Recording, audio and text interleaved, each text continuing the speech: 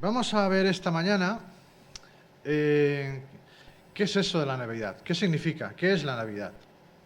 Hoy es un programa un poco especial en el que vamos a recordar la Navidad. No tenemos niños, pero veremos algunos niños, al menos alguna cosa que han hecho para vosotros. Muy sencillo, algo muy familiar, pero bueno, al menos tenemos la participación infantil de Navidad que solemos tener, no con los niños in situ, pero bueno, al menos los veremos en la pantalla. Bueno, antes de nada vamos a orar, vamos a poner esta reunión en las manos de Dios. Gracias, Padre, por permitirnos estar aquí esta mañana. Gracias por los que podemos estar aquí físicamente y por los que pueden estar en sus casas, Señor. Bendícenos tú y háblanos a través de tu palabra, Señor. Te pedimos que nos guardes y nos bendigas. Y te damos la gloria a ti, Señor. Amén. Bueno, damos la bienvenida a personas que nos visitan. Tenemos a Josué. A él sí lo han dejado salir y entrar en España, salir de su país y entrar aquí. Bienvenida Daniel, ¿verdad? Bienvenida también. Y en casa también, bienvenidos. Bueno, vamos a tener delante, en primer lugar, un texto. Un texto que en principio no nos habla de la Navidad, pero que vamos a ver cómo llegamos hasta el momento de la Navidad a través de este texto. Hace unos 16, 17 años, más o menos, cuando yo era joven, tenía unos 25, 26 años, por ahí, más o menos, por ahí. Trabajaba en el mundo de las ambulancias, en el transporte sanitario. Algunos lo recordáis, trabajaba en las ambulancias. Y en ese momento era un contexto muy diferente al que tenemos ahora. En ese momento, si tú veías a alguien transportando, llevando a un paciente y veías que ese sanitario iba todo enmascarado, iba enfundado con su traje blanco hasta aquí, que solo se le veían los ojos, con mascarilla, con guantes y tal, decías, algo malo está pasando, algo malo tiene esta persona, ¿no? Ahora el contexto que tenemos, bueno, ves a un sanitario enfundado así y dices, bueno, más o menos lo vemos ya casi como medio normal, pero en ese momento, en el año 2002, 2003, por ahí más o menos, no era así. Tú veías a un sanitario transportando, llevando a alguien enfundado de esa manera al sanitario y tal, decías, bueno, la muerte acecha alrededor de esta persona, ¿no? Pues en ese momento me tocó trasladar a una persona con una infección, no voy a decir cuál, pero infecciosa, ¿no? Entonces nos dijeron, bueno, os tenéis que disfrazar, tenéis que enfundar con todo este tipo de indumentaria. Y bueno, imaginadme a mí con un gorrito aquí, ¿no? Todo el traje entero, blanco, todo el traje entero enfundado, solo se me veían las gafas. Detrás de las gafas se intuía que había una persona, porque no se veía nada más que las gafas y los ojos, guantes, los patucos estos que ponías ahí, ¿no? O sea, bueno, estaba de foto, precioso.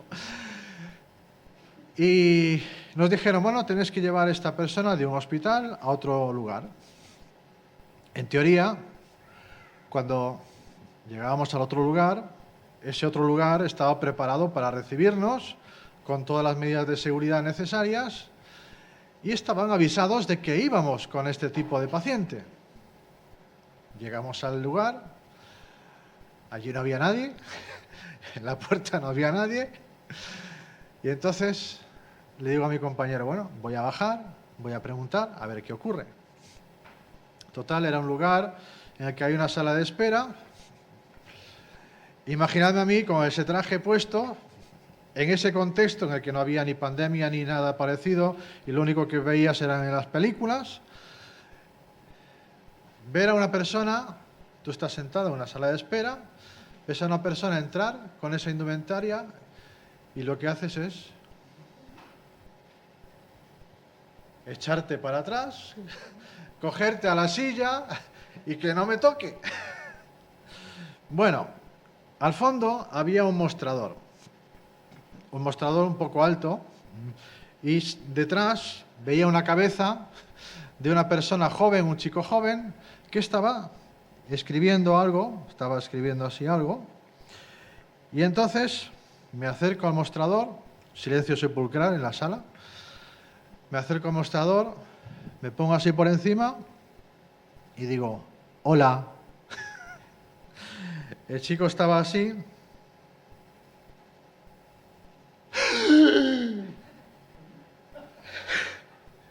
El susto que se dio el pobre hombre, le costó reponerse, ¿eh? Le costó reponerse, entonces comienzo a decirle, bueno, tranquilo, no te preocupes, no pasa nada, empiezo a tranquilizarle, le explico la situación. No le salían las palabras a este hombre. Este pobre chico empezó a tartamudear, no era tartamudo, pero empezó a temblar, estaba muy nervioso, y entonces después del tiempo y tal, empezó a tranquilizarse, le empecé a calmar y tal, y lo que me dijo fue, pensé que venías a por mí y que me iba a morir. Directamente, lo que pensó en su cabeza, a saber lo que estaba pensando, las películas que vería este hombre, es que directamente se iba a morir. Ese era el resultado final. Lo normal cuando ves a esta persona es que la muerte circunda alrededor de esta persona que va así enfundada. Por lo tanto, te vas a morir de una muerte no muy agradable. Bueno, pues esta situación es una situación en la que este joven entendió que era una situación de muerte, pues acabó en una situación tranquila, de vida, no pasa nada. Este chico siguió con su vida, me imagino, y bueno, la historia pues tiene más recorrido, pero bueno, lo que nos importa es esto, ¿no? Y vamos a ver a continuación una historia que es una situación de muerte. Una situación que lo normal era la muerte, pero que acaba en una situación de vida, acaba con una celebración. Y veremos cómo esto nos lleva a una reflexión final. Nuestro texto que vamos a tener delante está en Éxodo, capítulo 24, versículos del 1 al 11. En este texto tenemos el episodio en el que Dios y el pueblo, sellan un pacto. El primer pacto, sellan el pacto. En el capítulo 20 Dios da el decálogo, los 10 mandamientos que todos conocemos, y a partir del capítulo 21 hasta el 23, hasta el final del 23, se explica los detalles de las leyes que Dios dio al pueblo. Se van explicando. Y aquí en el capítulo 24, comienza con Moisés todavía en el monte, hablando con Dios explicándole todas las leyes y lo que tenía que decir al pueblo. Así que Moisés baja al pueblo y les pregunta si aceptan los términos que Dios establece. Es como cuando vas al notario, el notario lee el documento de arriba abajo y te dice, ¿acepta usted lo que está de acuerdo con lo expuesto? Si tú dices que sí, el notario firma y tú también, ¿no? Lo que pasa es que tenemos aquí una escena similar, estamos en el momento de la firma. Y lo que ocurre es que aquí no se firma con boli, sino que se firma con sangre. Se sella los pactos con sangre. Y estamos en ese momento, vamos a leerlo. Éxodo 24, versículo 1. Dice, entonces Dios dijo a Moisés, sube hacia el Señor, tú y Aarón, Nadab y Abiú, y 70 de los ancianos de Israel, y adoraréis desde lejos. Sin embargo, Moisés se acercará solo al Señor, y ellos no se acercarán, ni el pueblo subirá con él. Es decir, solo va a subir Moisés.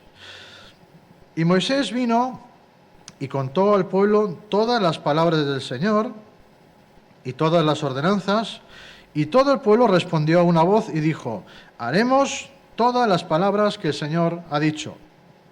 Y Moisés escribió todas las palabras del Señor. Levantándose muy de mañana, edificó un altar al pie del monte con 12 columnas por las 12 tribus de Israel. Y envió jóvenes de los hijos de Israel que ofrecieron holocaustos y sacrificaron novillos como ofrendas de paz al Señor. Moisés tomó la mitad de la sangre y la puso en vasijas, y la otra mitad de la sangre la roció sobre el altar. Luego tomó el libro del pacto y lo leyó a oídos del pueblo. Y ellos dijeron: todo lo que el Señor ha dicho, haremos y obedeceremos. Entonces Moisés tomó la sangre y la roció sobre el pueblo y dijo: he aquí la sangre del pacto que el Señor ha hecho con vosotros, según todas estas palabras. Y subió Moisés con Aarón, Nadab y Abiú y 70 de los ancianos de Israel. Y vieron al Dios de Israel. Y debajo de sus pies había como un embaldosado de zafiro, tan claro como el mismo cielo. Mas él, Dios, no extendió su mano contra los príncipes de los hijos de Israel, y ellos vieron a Dios y comieron y bebieron. Hasta aquí.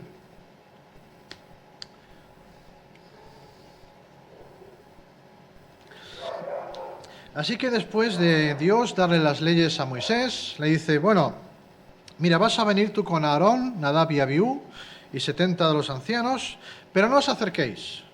Desde lejos os vais a postrar, me vais a adorar desde lejos.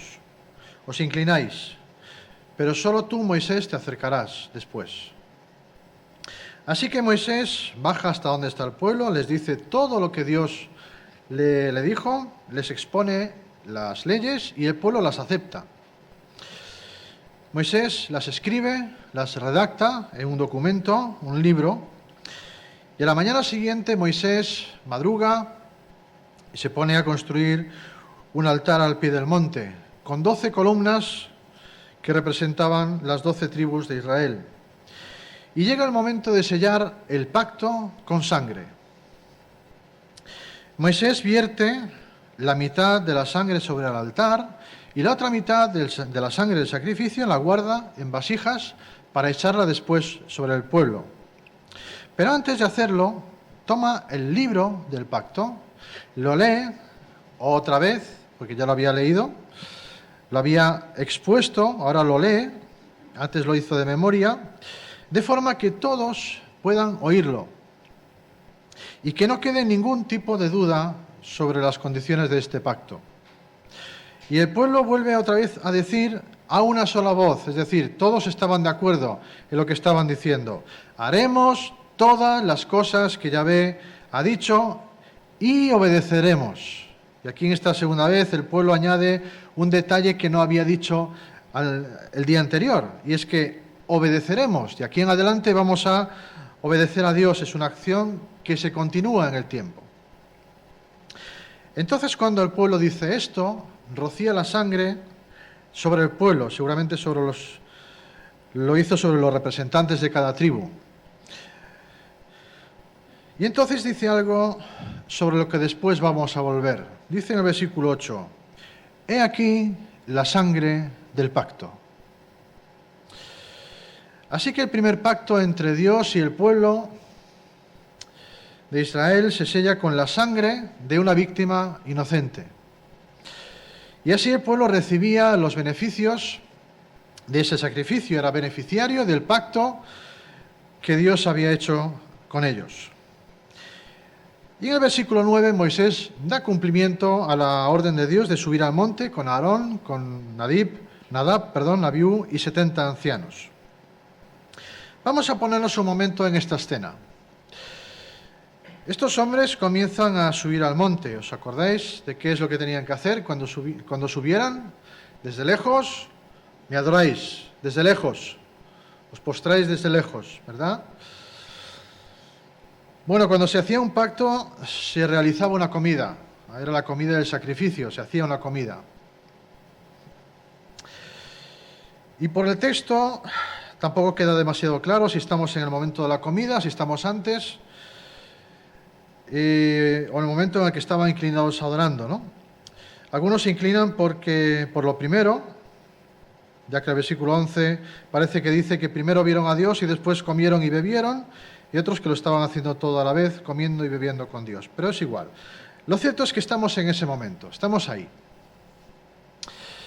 Moisés todavía no sube al monte, están todos juntos. Moisés, estos dos hombres y 70 ancianos. Moisés subirá después, que es cuando Dios lo llama para que suba, que una nube lo envuelve y está allí en el monte 40 días, y en esos 40 días el pueblo se cansa, hace el becerro de oro, y ya sabéis la historia, ¿no? Cómo sigue. Y es impresionante, porque hacen el becerro de oro 40 días después de ver lo que están a punto de ver ahora. Solo 40 días después de ver lo que están a punto de ver en este momento. Volvamos a ese momento con estos hombres al pie del monte, desde lejos. ¿Qué es lo que ven desde lejos? ¿Están desde lejos? ¿Adoran? ¿O están comiendo? Es igual, da igual. ¿Pero qué es lo que ven? ¿Qué vieron? Al Dios de Israel. Es decir, si están ellos desde lejos y ven al Dios de Israel, es Dios el que se acerca. Dios se acerca a ellos y se muestra de una forma visible. No espera a que ellos lleguen y con un ritual. No, eso no es lo que ocurre. Es Dios el que se acerca, el que toma la iniciativa y va hacia donde están ellos. Y se muestra. Y lo que se nos describe es que vieron sus pies. No es una nube, no es un resplandor, no es algo abstracto ni difuso. No se nos dice qué vieron exactamente, si vieron algo más que los pies o no, ni cómo eran esos pies, es una forma humana, eso queda claro, una forma humana. Dios se muestra de una manera humana, reconocible para los que estaban allí. Y lo que había debajo de esos pies era un suelo de zafiro, del color azul del cielo cuando no hay nubes, cuando está despejado. Algunos piensan que estaban viendo a Dios mismo en el cielo, ¿no? Aquí podemos echar a volar nuestra imaginación, pero vamos a quedarnos con lo que hay en el texto. Cuando llego al versículo 11 me surge una pregunta. ¿Por qué está este versículo aquí? Dice el versículo 11 que Dios no extendió su mano contra los príncipes de los hijos de Israel. Y ellos vieron a Dios y comieron y bebieron. O como dice otra versión, Dios no castigó a estos notables líderes de los hijos de Israel. Ellos pudieron ver la gloria de Dios y después comieron y bebieron. ¿Por qué se nos hace esta aclaración? ¿Te acuerdas de la historia que conté al principio, en la que el chico que me vio se dio un susto tremendo y le pasaron un montón de cosas por la cabeza y pensó que ese era el final, que se iba a morir? Pensó que le iba a pasar algo malo. Y es que este versículo está aquí porque el autor quiere que sepamos que lo que hubiéramos esperado que ocurriera no ocurrió. Se pensaba que ver a Dios y vivir para contarlo era imposible. Por eso se nos aclara que lo que tendría que haber ocurrido no es lo que ocurrió. Lo que realmente pasó fue algo tremendamente extraordinario. Y me imagino el susto que se llevaron también estos hombres. Están allí, de repente, ven a Dios. ¿Qué pensarías? Si lo que tú piensas es que a Dios no se le puede ver y vivir para contarlo. ¿Te llevarías un susto o no? Lo normal es que estos hombres, al ver a Dios, cayeran fulminados. Lo normal es que se murieran. Y sin embargo, lo vieron. Y no solo eso, lo vieron, comieron, bebieron y vivieron para contarlo. Pero lo normal es que murieran. Así que en este primer pacto, Dios se revela a su pueblo de forma visible. se deja ver por estas personas. Y muchos apuntan a que quien se reveló en ese momento fue Jesús mismo. Vamos a hacer un salto. Vamos a saltar 1300 años hacia el futuro. Pasa el tiempo y el pueblo de Israel está viviendo, rigiéndose con muchos altibajos por la ley mosaica, por la ley que Dios le dio a Moisés y el pacto que se realizó sellándose con sangre. Y llegamos al momento en el que se canta el primer villancico de la historia. Estamos en una aldea pequeña, Belén, y en un momento dado, la historia se nos cuenta en Lucas 2, en medio de la noche unos pastores que estaban con su rebaño, se les aparece un ángel, de repente, en medio de la oscuridad de la noche. Una gran luz les rodea. ¿Os acordáis del susto que se llevó el chico y los hombres que estaban en el monte? Imaginaos los pastores, qué susto se llevarían. Y el ángel les dice, tranquilos, no os va a pasar nada, no temáis, tranquilos. Y lo que les dice es, Dios se ha vuelto a acercar a vosotros. Se ha vuelto a manifestar. Podéis volver a ver a Dios, pero esta vez no solo sus pies. Ahora vais a ver todo su cuerpo, de forma visible, de una forma corporal, en forma humana. Lo vais a ver de una manera diferente. ¿Queréis verlo? Id hasta Belén. Id hasta Belén, entráis en un establo y veréis a un niño acostado en un comedero de animales, un pesebre, envuelto en pañales. Y ese es el Mesías, Cristo el Señor. Esa es la manifestación visual de Cristo el Señor, del Mesías, el mismo que se os apareció en el monte hace 1300 años. De repente apareció con el ángel una multitud, un ejército celestial, y si el susto que se llevaron antes al ver al ángel fue grande, ya ni te digo. Y este ejército cantaba, lo vemos en Lucas 2:14, gloria a Dios en las alturas y en la tierra paz entre los hombres en quienes Él se complace, o, depende de la versión, buena voluntad para con los hombres. La gloria que se le da a Dios en las alturas traspasa la barrera entre el mundo espiritual y lo físico, y por fin vosotros lo tenéis aquí. Por fin lo podéis ver, por fin lo podéis tocar. Se hace visible para vosotros. Estáis siendo objetos del favor de Dios.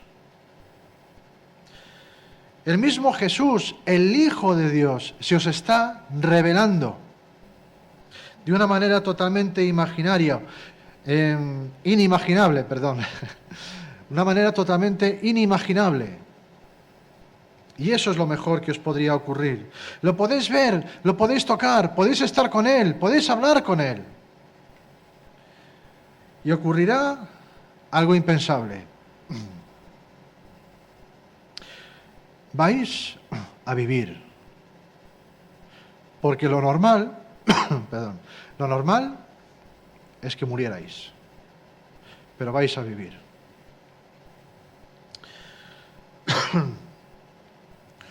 Pasan los años y Jesús, el Hijo de Dios, es una persona accesible. Se está cumpliendo que esa buena voluntad está llegando a la gente. Las personas están siendo beneficiarias de eso. Pero todavía hay algo más. Llegamos al capítulo 22 de Lucas, cuando Jesús, fijaos, invita a cenar a sus 12 discípulos. Venimos de un monte en el que Dios invita a cenar al pueblo de Israel. Jesús invita a cenar a sus 12 discípulos. ¿Os acordáis de las 12 columnas que Moisés edificó en el altar? Representaban a las 12 tribus. Ahora Jesús invita a sus 12 discípulos. ya no solo ven sus pies, están cenando en una comida de la Pascua con el Hijo de Dios, con Dios mismo, en forma visible. Ya no ven solo sus pies, le están viendo a Él, entero. Y Jesús dice algo extraordinario para nosotros en un momento de la cena. Cuando coge la copa, toma una copa en su mano y dice: esta copa es el nuevo pacto en mi sangre que por vosotros se derrama. ¿Te acuerdas de lo que dijo Moisés cuando iba a sellar el pacto entre Dios y el pueblo? He aquí la sangre del pacto. La roció, la derramó para sellar ese pacto.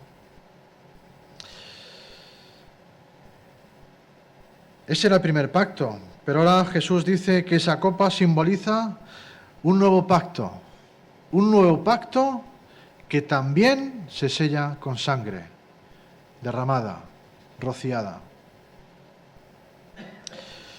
Un pacto que se realiza bajo unas estrictas normas, y esas normas dicen que se debe sellar con la sangre de una víctima inocente. Y eso es lo que ocurrió en la cruz. ¿Sabes lo paradójico de todo esto? Que cuando te enfrentas a Dios cara a cara, lo normal es que mueras. A no ser que haya alguien que esté dispuesto a cargar con tu culpa, alguien que esté dispuesto a llevar el castigo de Dios hacia ti, por ti, a no ser que Dios se acerque y muestre buena voluntad hacia ti. Y precisamente eso es lo que Jesús hizo. Jesús es la buena voluntad de Dios hacia ti. Jesús es quien carga las culpas. Jesús es quien lleva el castigo por ti. Con Jesús se sella con sangre ese nuevo pacto. ¿Sabes para qué? Para que cuando vayas a ver a Dios ocurra lo impensable, lo inimaginable, algo extraordinario. Y es que tú vivas y no mueras. Esto es la Navidad.